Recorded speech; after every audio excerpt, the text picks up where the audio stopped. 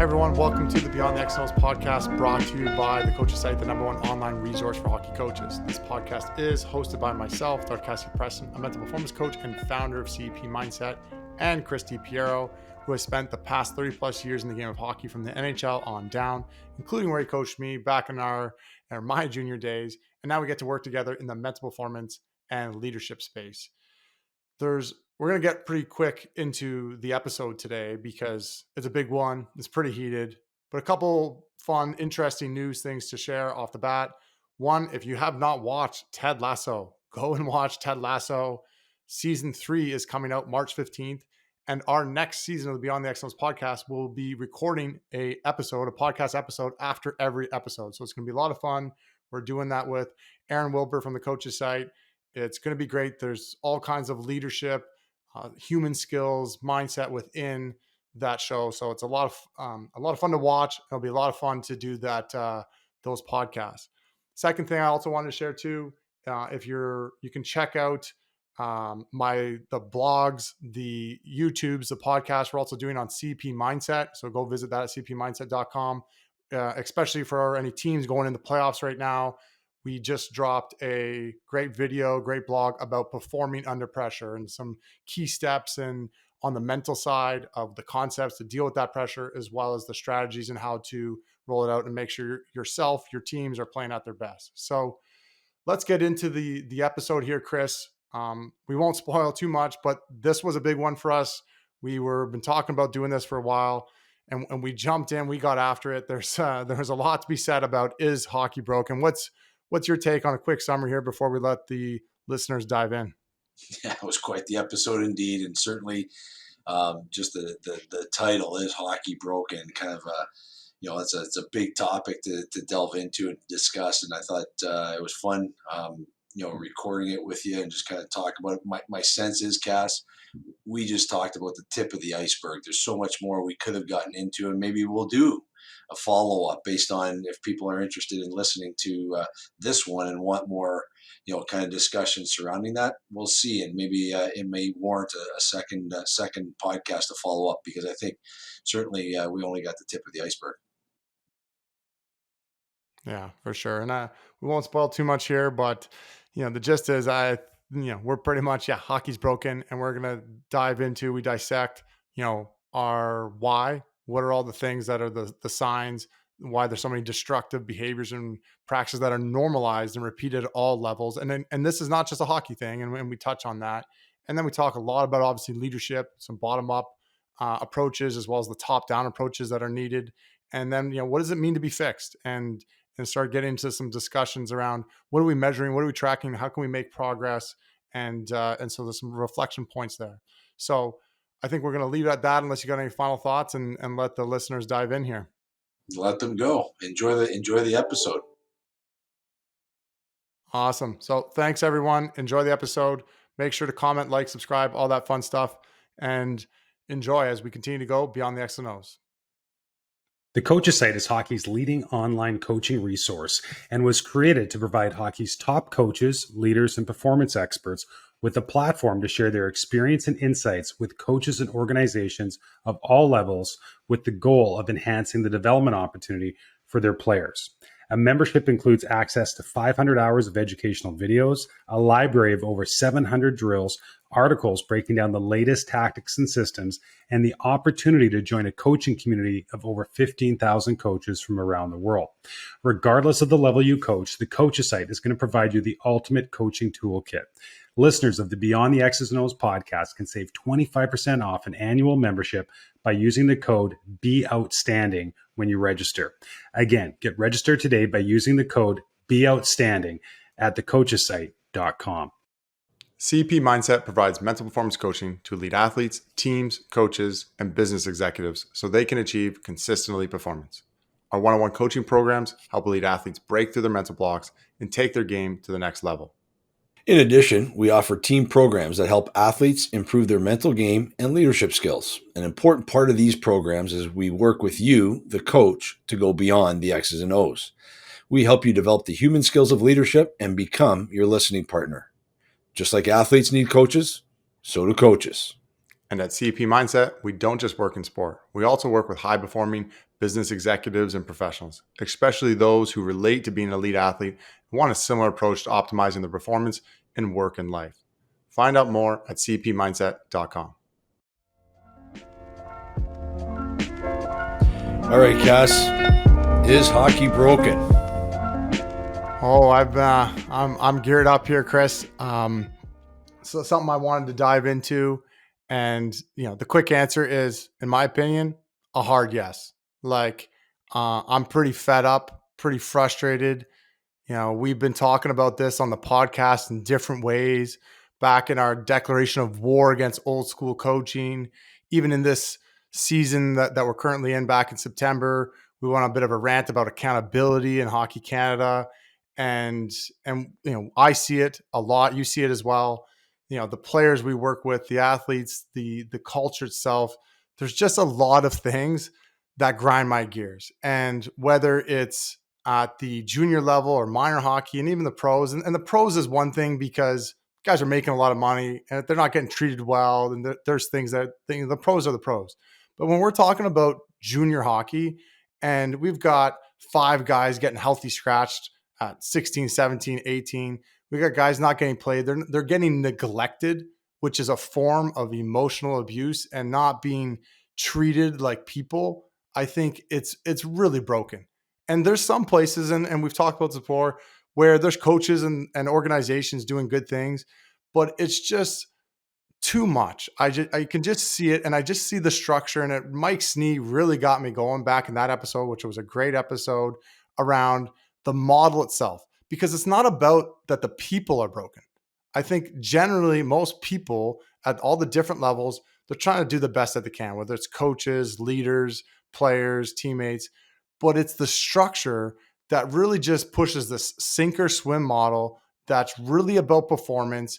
And it's tough on players at the junior level. And there's tons of guys that are just getting treated like a number instead of in their prime, they're 16, 17, 18-year-olds, their prime development time, and they're just not playing and not being played well, not being treated well, not being communicated to fairly. And then this just gets trickled down, which is even worse now at the minor hockey, the minor midget years, the U16, 15, 13.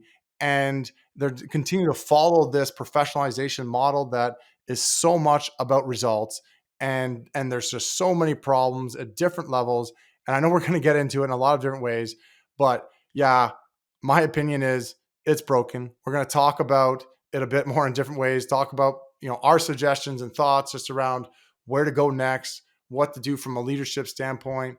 But yeah, I've been raring to go on this episode for a while because I get frustrated, multiple times a week, just hearing the stuff that I hear from players at different levels, from the top levels to the junior and even some of the minor hockey stuff. So what's your take, Chris? I know I want to go off on a few more tangents, but I'll let you jump in here as well.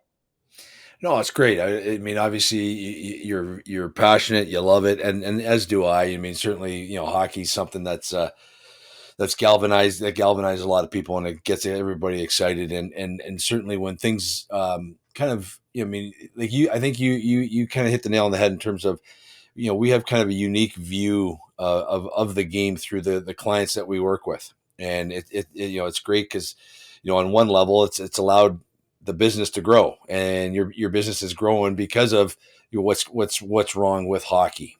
But on another level, it's also a sad part or sad sort of indictment on the sport that that's happening. And like you say, the stories, the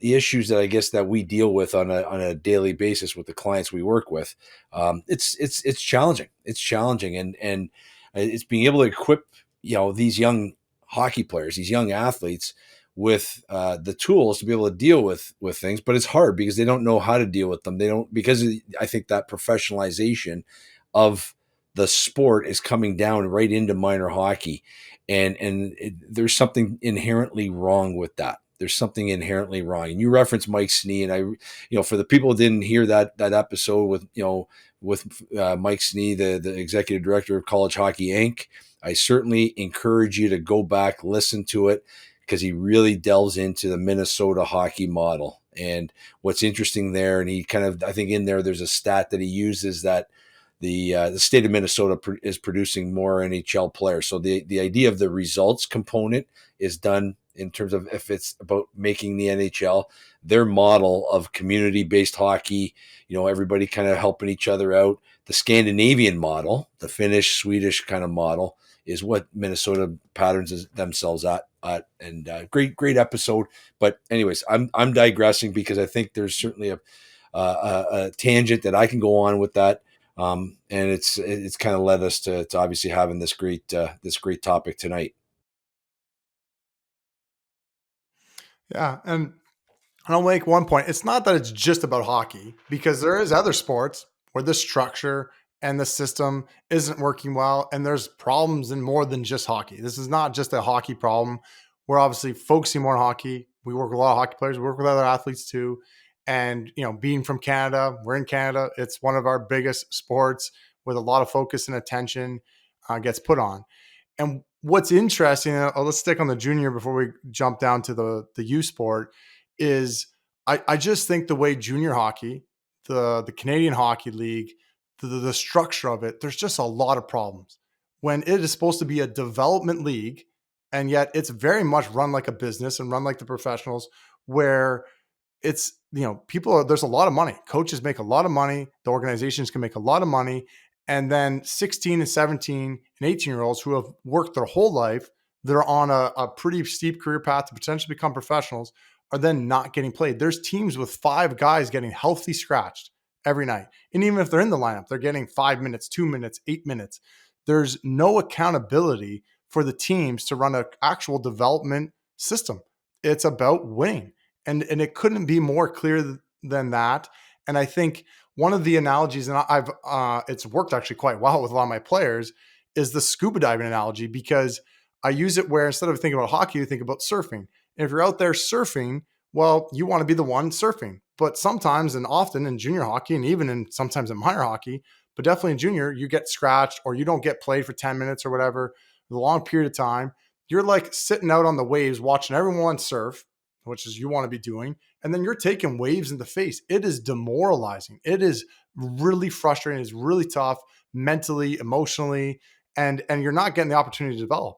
And so I use this analogy. Well, maybe you need to scuba dive, because checking out, having a bad attitude, is not going to work, and it's mentally draining to just sit there and watch everyone else play the game you love, and then you're not getting the feedback and support.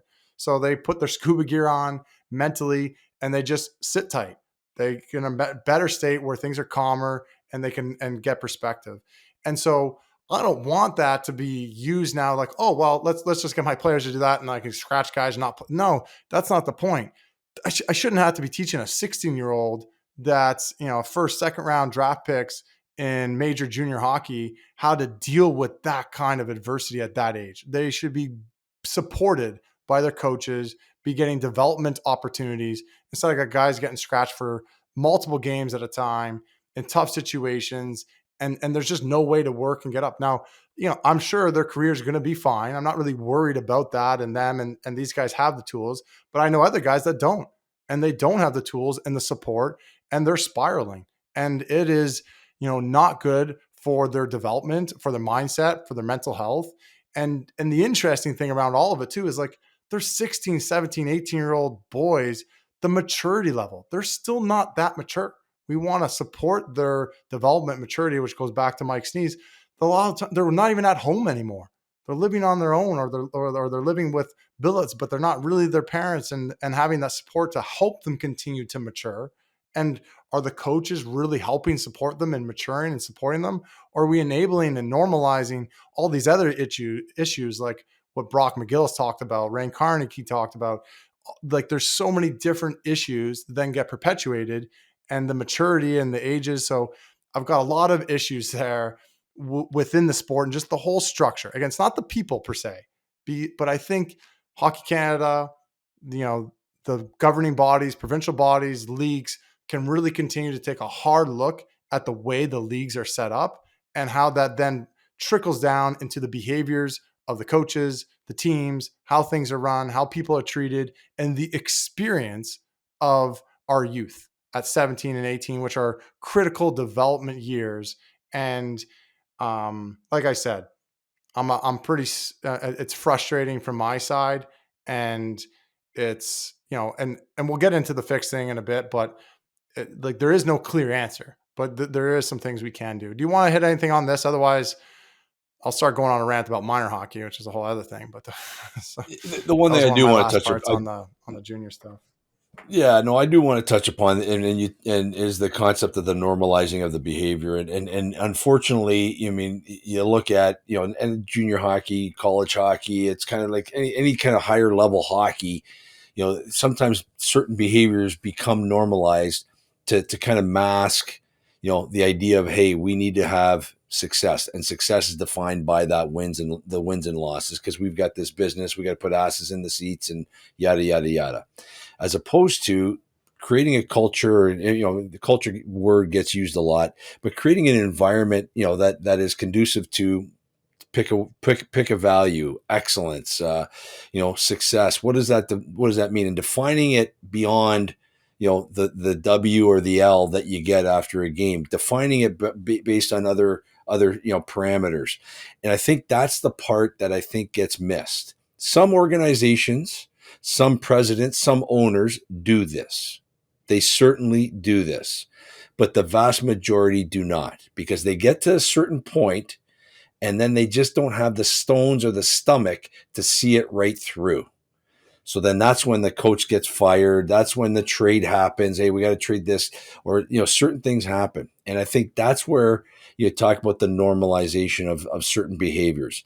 My concern, ultimately, there's the old saying, power corrupts and absolute power corrupts absolutely. It's a famous saying.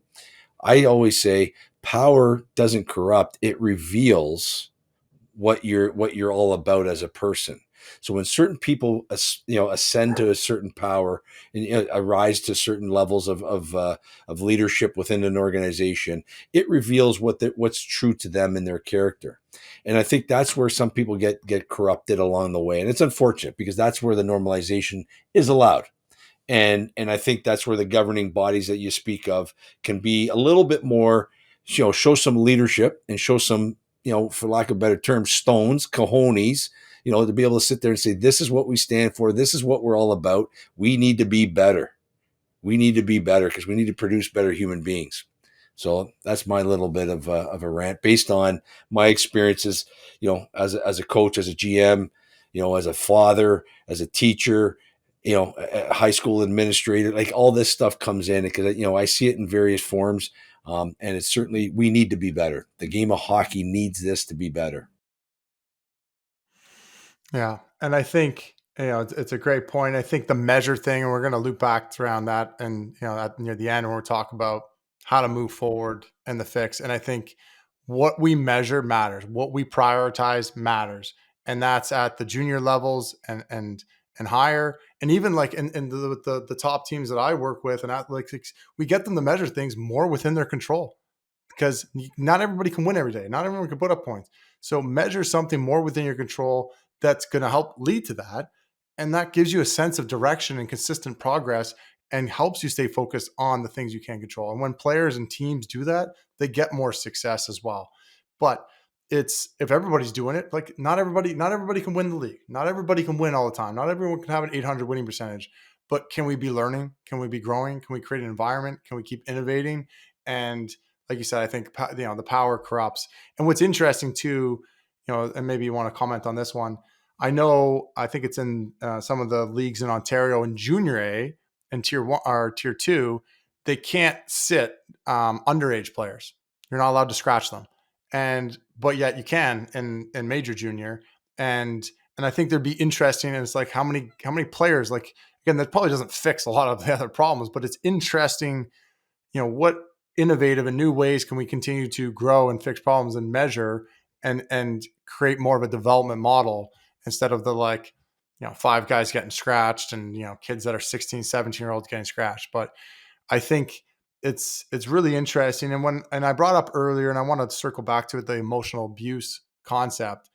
By no means am I an expert in emotional abuse, but I definitely, part of my training and my master's and PhD, particularly my master's, we talk a lot about a safe sport environment, sport safety environment where, what is emotional abuse? And like I alluded to, neglect's often one of the worst ones. And that's one of the more common ones we see. A player getting scratched, not talked to, players not getting playing time, there's no feedback. And coaches overly focusing on the top guys and just neglecting the bottom tier guys, let alone the emotional abuse around, the verbal abuse around, degrading, belittling players and how they speak to, or and the hierarchy within a team. Those are all these issues that aren't now just a junior hockey problem, but even in minor hockey, that's there. Maybe the playing time isn't as bad, but there's tons of examples in U18, U16, 15, where there's lots of players not getting significant ice time. And those coaches are also like, they're getting paid, particularly in Ontario and the GTHL area. And so, and there's how are they, measured results, performance. And so what's going to help them perform well? Like playing the better players and not playing the worst ones. And so actually I think it was, I saw someone, I think it was Topher Scott or somebody, they posted something the other week about a parent emailing being like, can you just play the better players? That's how you win games. It's like, oh my gosh, is this a joke? But it gets trickled down, and that's what, is a problematic. And you got kids falling out of love with the game, not getting to develop, not learning to be treated fairly and supported. And again, I'm not saying that everything needs to be just sunshine and rainbows. Everyone gets equal playing time. That's not what this is about.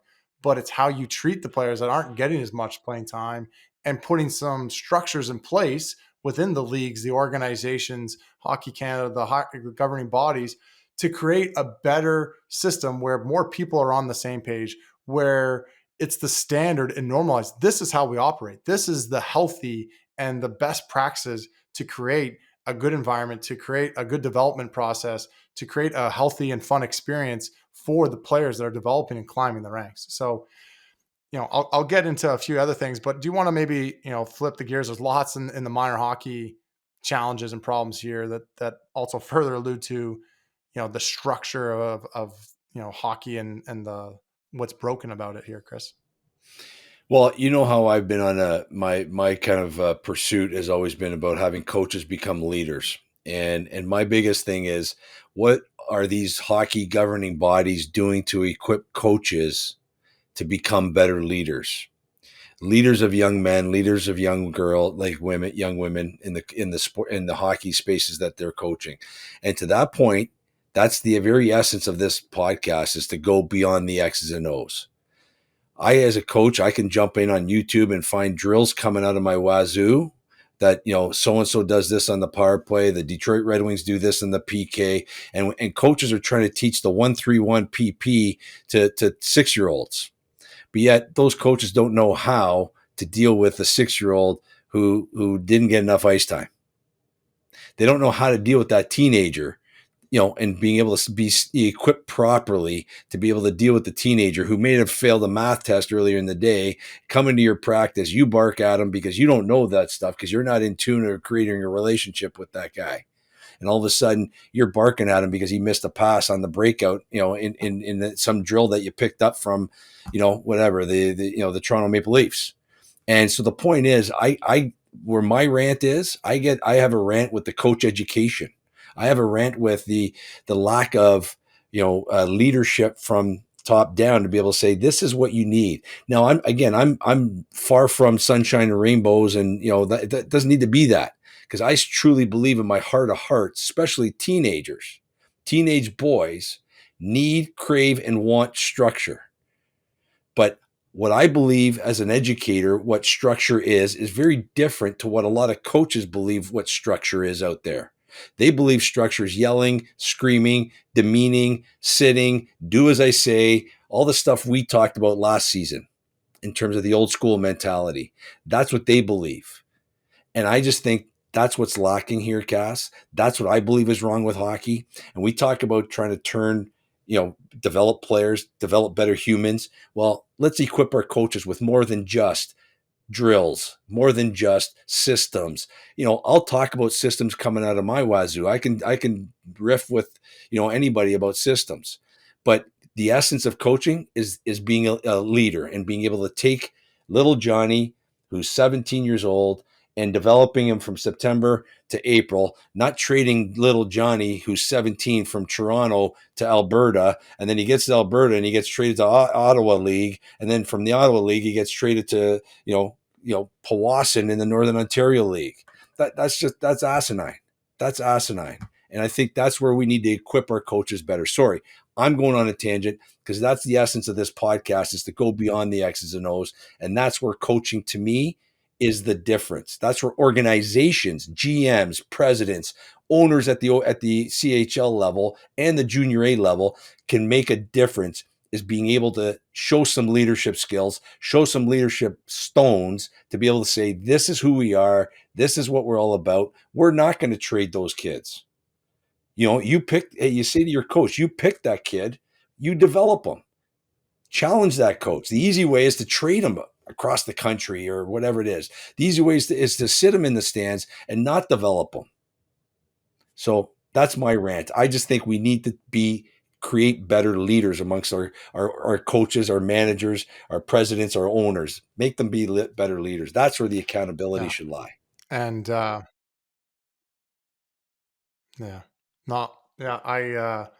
don't know if I've gone on this rant, and I'm going to double down on your rant in a way, because, and maybe I haven't gone on this in our podcast, but one of the studies in my dissertation was about coach education, and particularly the HP1, which it's probably evolved since I studied it, but the premise and all the general coach education and the way, again, organizations or leagues or governing bodies, there's very little of, I don't think generally, and the study that I've done, it's not a well done part of addressing the X's and O's. There's great research. Like, we're not just making stuff up. Autonomy supportive coaching is a real thing. Athlete-centered coaching, transformational coaching, there is research behind what are the behaviors, how do you operate, how do we look at the human skills, assess it, and develop behaviors and habits. It's not just some made up concept. This stuff is real, it's tangible in ways. It's a lot harder to teach and work on, for sure, than just working on a breakout. But it's the most important part at all levels in a lot of ways. Obviously, you need some fundamental technical, tactical skills, but this is what is impacting. This is what is needed most right now. So you're right to go on a rant, because it's what's missing. We need to continue to instill a standard and a way to look at, this is what we want our leaders, people in leadership positions, how we want to operate, and get common language, get common direction. And so that it becomes, we start normalizing, this is how we operate, we treat people, we work. And instead of getting like some people doing it and then others doing that, and it's like, oh yeah, I'm just going to keep focusing on what's the way it's always been done. Just keep focusing on the easier, tangible X's and O's, etc. So you're 100% right. And yeah, that was one of my, literally my study. I was like, yeah, no, this stuff is not founded on any research, on any of the true and tested hard like research studies that show this stuff works around different transformational coaching, leadership practices and behaviors that have been tested and shown to be effective. And yet that's not hard integrated in a big part. Jean Coté, who we had on last season in the Declaration of War, has a great whole transformational coaching part. It's not part of the HP1. It's getting integrated to some degree at some different levels in some of the coach education. But again, I think it should be the main or a huge focus, whereas it's generally often small. It's kind of an add-on piece. It's not a big part. Because it's not sexy. Mainstream. It's not sexy. Yeah. People want to hear what the Maple Leafs are doing on their PK. People want to know what Colorado's doing on their forecheck, and they want to bring that into their Pee Wee hockey team. And yet they yell at Johnny and Billy and Scotty because they can't forecheck like Nathan McKinnon. Like, to me, that is asinine. That's asinine. And I just think that's where kids get turned off by the game. So it's a combination of everything. But I just think you're right. It has to be at the forefront, because a coach needs to understand you're dealing with people. At the very essence, you're dealing with people who are human beings, that you got to sit there and reach that kid. So maybe the kid's got a learning disability. You don't know that. most coaches don't know if the kid that's playing first line center might have ADHD or has a learning disability, and maybe he's dyslexic. They don't know that. They just know that first line center scores goals. And so that's what I'm saying. Like, that's where an organization should, if I was starting an organization today, that's what I'd be imploring my coaches to understand, and making sure we get to know our athletes. Because if you get to know your athletes as people, they'll go through the wall for you as a player without question. Without question. I believe in my heart of hearts for that. First you touch their heart, then you ask for their hand, is the saying. First you touch their heart, then you ask for their hand, and then now you got a disciple that'll go through a wall. And that, to me, that's the essence of coaching. That's the essence of leadership. That's the essence of ownership. If I owned a team, that's what I'd be imploring. If I was a GM of a team, that's what I'd be imploring. Now I'm fired up. I'm fired I up. love it. And I think, yeah, you're good. Okay, we got you going. There we go. Look at the spark here. What the other side that I want to make sure we touch on is just the whole money side within youth sport too. It's just how, especially hockey. There's other, again, hockey's not the only expensive sport, but it's especially in the GTA. There's areas of like there's lots of like it is becoming so expensive, which is there's inherent a lot of problems within that. And where again is the leadership and the structure to make this a more affordable, reasonable, way to develop and sporting experience instead of, it's costing tens of thousands of dollars for people at, 10, 11, 12, let alone probably more. And I think, and it's not that people shouldn't spend money. You can spend money if people want and they have the money, but it's more about like, but then it just prices so many people out. And and it adds to all kinds of the pressures, the stress, the focus on results and demands. And it just skews the whole culture or environment to make it, again, more about performance than development. Often, not always per se, but it's like that to me is a huge thing. And we talked about it with Mike around the privatization of rinks, the privatization with private schools. And so, like, what can be done to further regulate? And we're kind of keep going towards, what can the organizations, the leagues be doing? And leading us to, consider what are the ways to fix the culture or fix hockey. But I think that money part it's getting worse, not better. It's only getting worse, because then makes all kinds of other, problems and environmental and challenges on the mindset of the players and the culture worse too. So that, I don't know if you want to speak to that one, and then there's a couple other little ones as we start to try I to think I wrap think up that here and put a bow on it. Yeah, I think that's pretty self-explanatory. I mean, I think you said money's there, and it's all sports, all youth sport. Like, youth sports is a huge business, and just, I think right around Christmas there was a baseball company that was run by Cal Ripken Jr., the Hall of Fame baseball player. It was Ripken Baseball. Him and his brother, they owned a bunch of fields, stadiums, and fields, and minor youth baseball organizations. I think it's sold for like a couple $100 million, so like, that's baseball, that's US. Like, I get that, but youth sports right now it's a multi-billion-dollar business, not just hockey. And so, there's, everybody has a philosophical bent to that. And it's certainly, it does impact a lot, as you said. So Yeah. So the other big area to dive in before we kind of try to start to wrap this up is, and we've touched on a bunch of different ways, is the leadership. Because it's one thing to have a structure, and when the structure is not supportive, it's hard to lead as a coach within that. But, we talked about the coach education. The coaches obviously still have a role and, prioritizing that. But my thing is Hockey Canada, the provincial governments, the leagues, the organizations themselves is looking there with what is their responsibility? What are they doing? What are we doing with our time and our energy? Because I don't know. And maybe someone can come and educate me, or like, I would love to hear more about it. But like, if I was in the position and it would be hard if you're in that position. It's not like it's easy to make some of these decisions on what structural things and what, how are we going to shake things up and do things differently, and what initiatives are we going to do and promote.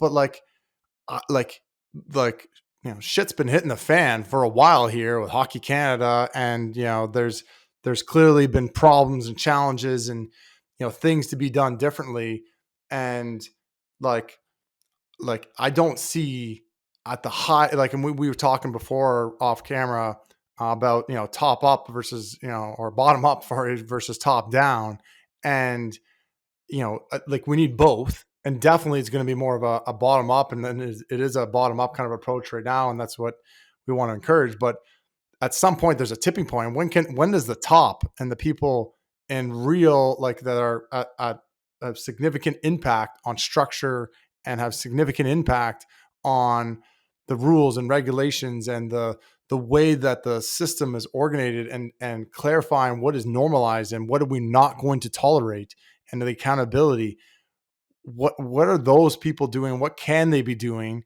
And I think, and again, I'm not going to sit here and say I have all the answers, because I don't, and I'm not in those positions, and it wouldn't be inherently easy to be in it.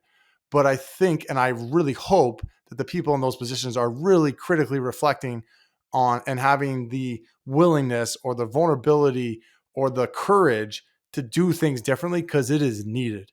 And again, what steps are those? We'll talk about maybe some ideas and things in a second. And I'm not going to sit here and be like, oh, well, I have all the answers, because I don't. That's not what I'm trying to do. But I think the leadership is needed at all levels of within sport.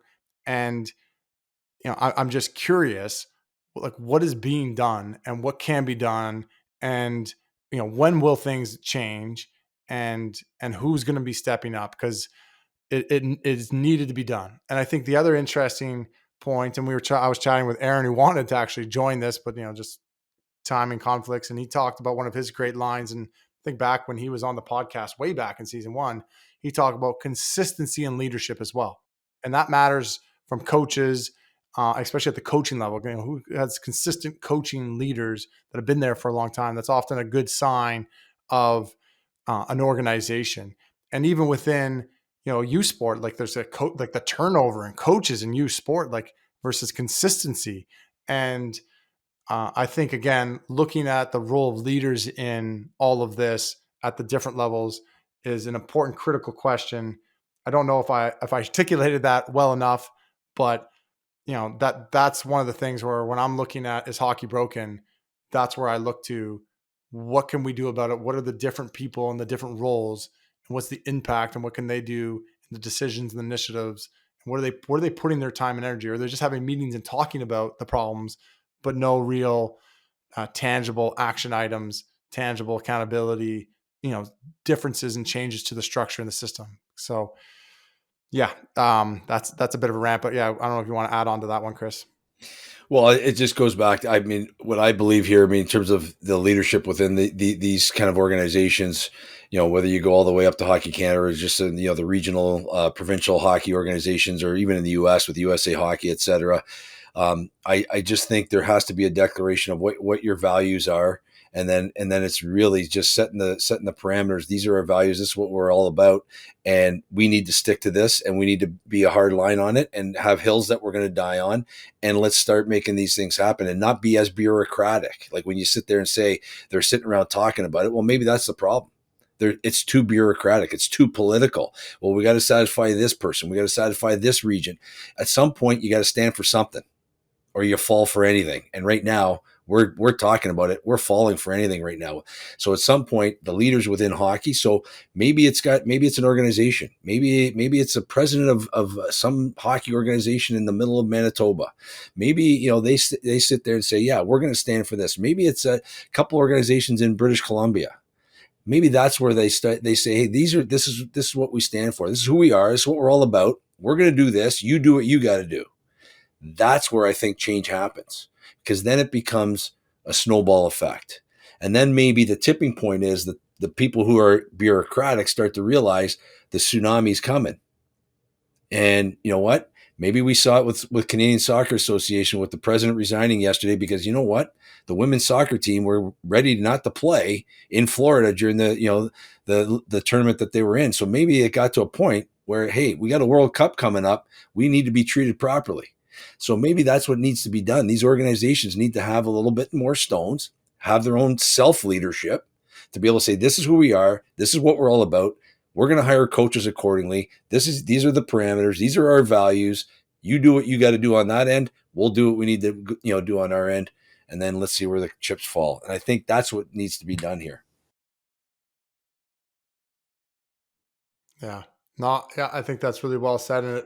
And we've been dancing around it and saying it in different ways, and that leads into it quite well. Can it be fixed? If hockey's broken, can it be fixed? And I think a good insight to it is like, what does it even mean to be fixed? Will it ever be fixed? And maybe it's not about being fixed, but can it get better? And what are the measures? And we were alluding to that earlier. And like you just said, here's what we're about as an organization. Organizations can make a stand. At the different levels, they can make a stand. This is what were our values. This is what we're going to measure. This is what we're going to prioritize. Here's how we're going to go about things. And then here are the consequences if you don't too, and the accountability. But and a good kind of obvious contrast, and in a weird way, it's like more world junior gold medals. Is that what we're about? Is that what our definition of success is as a nation? And in some ways, I'm not saying that shouldn't matter, but like, is that the main measure? Is that because it seems to be a lot of time and energy from Hockey Canada goes towards that, and and maybe that's easier to see the tangible things that they're doing. So maybe it's like, again, our perspective is limited, but I would like it to be very clear. This is what we're measuring. This is what we're about. We will define success. Here are our initiatives that we're going to do and prioritize to lead to these outcomes. Enrollment, player satisfaction, etc. One of the organizations, I know you work with some as well. One of the organizations I work with, we're doing the environmental scans, which is a anonymous assessment of the leader. And so from the players, it's a great tool in the organization, which is all the teams are generally doing quite well. It's a great tool. And then I sit down and go through the assessment and the ratings of the coach. That's what they're like. They're creating a culture, and they're really focused on educating and supporting their coaches on the human skills, on the mindset, on how are your players rating you? How are your players rating each other in the environment and amongst themselves? And how are the players rating themselves? And giving this data to coaches as well as them to, just their general input and putting comments in a safe environment. And it's about now coach development. The coaches are asking the players development. That's an example of an organization going, kind of more of a bottom up, being like, hey, we're going to do things a little bit differently. We're going to invest in this. We're going to focus on that. And I think, it's a small thing, but there's just so many other organizations. What is everyone else doing? What are like in the higher levels, the younger levels, and that's just a small example. But I think there's so much room to grow. One of the ways that I would look at is like, when will it be fixed? When will we really start to see, the tipping point? Like my hunches with the way things are going, I don't see anything getting significantly better for a long time. It's decades away. It could be 10 years. It could be less. Hopefully it's less. I'm the first, like the biggest fan, even though, I get a lot of players and athletes that come to me because of the stress of sport. There's always going to be stress in sport. Like I'll always have a job or business that always has work to be done. And what matters to me is I want people to enjoy the journey. As long as people are doing ambitious things and achieving and working, there's going to be stress and managing your mindset and being able to get in the zone and manage your, like all these human skills and mental skills. They're always, of value and can support and be used. What I'm about and why we do this podcast, is simply to try to have an impact from the other side, from the coaches, from the teams. And if this podcast can help a couple people and go that way and it snowballs, or some of the other ones do, that's why we're doing it. And so my hope is that it shifts and changes better. And I don't know what else I can do to keep doing that. I'm trying to work with one player at a time, one team at a time, one coach at a time, one video at a time, one podcast at a time, pushing for that. Cause that's what drives me. I'm like, my values and where my void is, and from my experience in hockey, and which large part which driven me to the career that I have and doing this podcast with you, Chris, is that there's this void. Like, hockey is broken. Hockey and an elite sport is creating stress, frustration, worry, fear mentalities that are not enjoyable. And I want to shift that culture and have less people there and be more about enjoying the journey. It's not to make things easy, but it's to enjoy and embrace hard things and grow from it. And so they can enjoy the journey, enjoy the experience of sport. And it's supposed to help you become better leaders and better life skills. And a lot of people are missing the boat because, again, of the structure. So, again, how quick will things change? Can it get changed? Like, I'm somewhat pessimistic just because of what I'm seeing and and I can clearly see, like, to make the shifts at the greater level and the creating the structure to really do, like, I don't like, that's not easy to do. It doesn't necessarily have to be that hard per se. And obviously in some ways it can be very difficult because it's such a big organization like Hockey Canada, and the people under that umbrella is huge. So to change things in that big of a ship, it takes time potentially. But hey, hopefully it could happen quicker. So I'm not going to try to predict, but my hunch is when we're looking at how can it be fixed? What does it mean to be fixed? What can be done? In some ways I'm pessimistic, but I also think I'm trying to be realistic. And in some other ways I'm optimistic and really encouraging. And what I'm fighting for is to get that change to happen quicker and sooner, because we see it day in, day out, you know, athletes, kids, adults, like people going through things. And it's just like, what are we thinking? Creating the structure, talking to people in certain ways, running organizations, coaching, leading in these ways. So there's lots I could ramble on that for a while. I'll try to wrap it up to be mindful of our time here. And the other thing that I'll bring up, and then I'll throw back to you, Chris, is also, what Dan Carcillo and the class action lawsuit, and and Rick West said, like, there's different people out there as well creating noise and disturbance and shining a light on, hey, this is broken. This is not right. I saw the tweets a couple of weeks ago about some of the excerpts, like people like about their experience in the major junior league. And it's just like, and I can relate, like my experience was not great. I was not as significantly or as much, abuse in the way that was highlighted in there.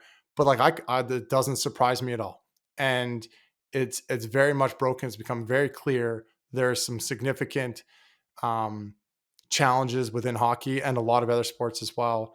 And, what it can be done to be fixed. What does that mean? What are some other things? I think we've talked about in a lot of different ways. I'll throw it back to you to maybe the last few thoughts here, and we'll start wrapping this up, because I think we've hopefully addressed some good points today and provoke some people to think and to act differently. And hopefully there's a bit of a snowball to some degree effect. At the least we're trying here to share our message and our thoughts and our opinions. Go ahead, Chris. Yeah, you know what? So I challenge organizations, whether it be at the major junior, the junior A level, minor hockey organizations. I would challenge them in the essence of trying to, become better leaders. Okay, I'll go back on that. And the organizations that I work with, that you work with, the coaches that I work with, and I'm sure that you do, and you articulated some. One of the things I try to impress upon them is that, with the advent of information today, video, everybody's got video. Minor hockey players have video, so the minor hockey teams have video. So there's really nowhere to hide in terms of what you're doing. Sometimes you can surprise a team periodically with a new wrinkle, but that changes quickly because of video. So I use the term, there's a democratization of information. Everybody has access to basically the same amount of information on the technical, tactical side. But here's where I'm going to challenge organizations, is on the being able to teach their people how to be better leaders. Better leaders create a better environment. Better environment creates better players. Better players become a better team.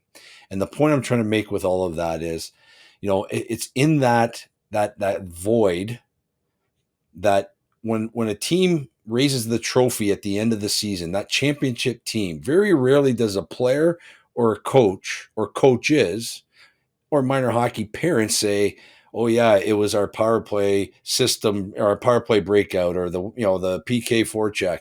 They'll invariably 9 times out of 10 talk about the character of the team, the leadership on the team, how hard the guys worked, the fact that the coach believed in this player and that player, the fact that some kid that nobody expected showed up in the 7-game series and blocked these shots. And that's the point I want to impart on organization from major, junior, all the way down, is that if you can get your people to understand it's on the human side that's going to be the benefactor, that it's going to be allow your organization to be a benefactor, whether it be a championship or have some success, then I think then that's part of the change. That's how it can be fixed. So again, I'll riff about power play breakouts and PK forechecks and neutral zone regroups. I'll do that any day of the week. But I think my mission is really challenging organizations, coaches, owners, everybody to sit there and say, we need to be and produce better leaders within our programs. That's going to be able to produce better hockey players. And I think we'll try to wrap it up because we've said a lot. Hopefully people have listened. Appreciate people for listening today. Always encourage some feedback, questions, what their takeaways are. Find us, online on Twitter and whatnot, or email us. And but some of my final thoughts too, from any leader, in particular coaches looking to develop those human skills. There's just so much. There is lots of good education, whether it's reading, listening to podcasts, books, etc. That's part of it. But I want to encourage two other big things, which are, who's your support person? There's so much to be had. And then within organizations, that could just be coach to coach, or a coach developer, or an outsider, or performance coach, etc. That helps you see your blind spots. Talk to someone about the human skills beyond the X and O's. A simple thing that can be done and so important. Not just talk about X and O's, but have a supportive mindset and culture around that within your coaching group or leadership group or organization or league, etc. So that support matters. And another interesting final thought too is just the benefit of introspection, like looking within, sitting by yourself in silence. Not like it's kind of meditation, probably a whole other topic I can go into on another time, but it's the idea of slowing down to speed up. It's the slowing down to better understand, to get clarity and certainty, to find that inner voice, to find what you're about, how you want to move forward, how you want to operate, and what your values are. Like that's an important skill that our culture generally, in the Western culture, does not do a good job. We just overly pride ourselves on being busy and just go to the next, do the next thing. What am I doing? And not just being present and self-reflecting, being self-aware. So those are three things that don't have to necessarily cost a lot of time or money or anything. And it's very available, and we encourage any leaders to jump in on that. So I think I'm going to wrap it up with that. Chris, do you have any final thoughts, questions? Otherwise we'll wrap this up. I've said all I need to say. Awesome. Well, appreciate everyone for listening. Reach out with any thoughts, questions. We'll see you in the next episode. Thank you.